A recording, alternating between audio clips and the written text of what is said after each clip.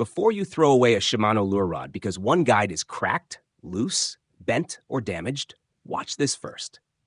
A damaged guide may look like a big problem, especially on a light lure fishing rod, but in many cases you can replace it at home with simple tools and careful work. A lure rod needs smooth line flow, good casting distance, and clear sensitivity.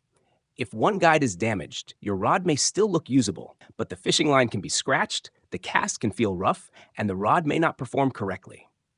The guide on a Shimano lure rod has an important job. It controls the fishing line from the reel to the rod tip. When you cast a lure, the line must pass through each guide smoothly. When you twitch, jig, retrieve, or fight a fish, the guides help spread pressure along the blank. If the guide ring is cracked, the frame is bent, or the thread wrap is loose, the line can rub against a rough or sharp surface. This is very dangerous when using braided line because braid can be damaged quickly by cracked ceramic, rust, or sharp metal. Guide damage can happen in many ways. The rod may be dropped, stepped on, hit against rocks, stored under other fishing gear, or placed in a car without protection. Sometimes the ceramic insert cracks after impact. Sometimes the guide frame bends during transport. Saltwater, sand, sunlight, and long use can also weaken the thread wrap and epoxy finish.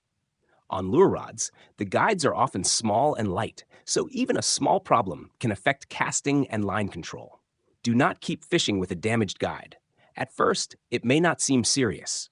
The rod may still cast and the guide may still hold the line. But every time the line passes through that damaged area, the line can become weaker.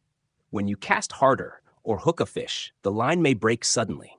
A loose guide can also move out of alignment, create more friction, reduce casting distance, and make the rod feel less sensitive. Before replacing the guide, inspect the damaged area carefully. Look at the guide ring, metal frame, guide foot, thread wrap, and epoxy. If the ring is cracked, rough, or missing, replace the guide. If the frame is badly bent, replace it. If the guide foot is rusty or loose under the wrap, replacement is also safer. If the guide is still good and only the epoxy has failed, you may only need to rewrap and refinish it. But in this repair, we will replace the damaged guide completely. For this job, prepare a replacement guide in the correct size, wrapping thread, rod finish epoxy, a sharp blade, masking tape, fine sandpaper, a clean cloth, rubbing alcohol if available, and a small brush or stick for applying epoxy. A rod drying motor is helpful, but not required. If you do not have one, you can turn the rod by hand while the epoxy starts to cure. Choosing the correct replacement guide is very important. Try to match the original guide as closely as possible. Check the ring size, frame height, foot length, and guide style. If the new guide is too tall, too short, too small, or too large, the line path can change. This can affect casting distance and rod balance. For a Shimano lure rod, smooth line flow is very important, so do not use a random guide just because it fits on the blank. Start by removing the old damaged guide. Use a sharp blade carefully. The safest place to cut is on top of the metal guide foot, not directly into the rod blank. This step is very important.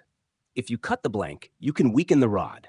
Make small cuts through the old thread and epoxy, then lift the wrap away slowly. If the epoxy is very hard, warm it gently for a few seconds, but do not overheat the rod.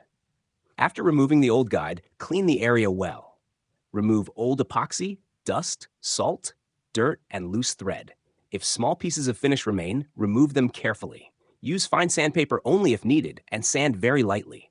Do not sand deep into the blank. You only need a clean surface so the new guide can sit flat and the thread can wrap evenly.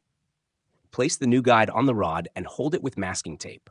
Look down the rod from the handle toward the tip. All guides should form one straight line. Once the guide is aligned, begin wrapping the guide foot with thread. Keep the thread tight, smooth, and close together. Do not leave gaps.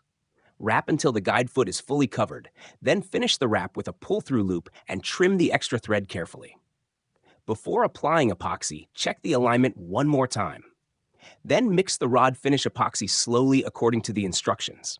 Apply a thin, even coat over the thread wrap. Let the epoxy soak into the thread and cover both edges. Do not use too much epoxy. Too much can sag, drip, look bulky, and add unnecessary weight. Rotate the rod slowly while the epoxy cures. Watch for bubbles, drips, or uneven spots and fix them before the epoxy becomes too thick. Let the epoxy cure fully before fishing.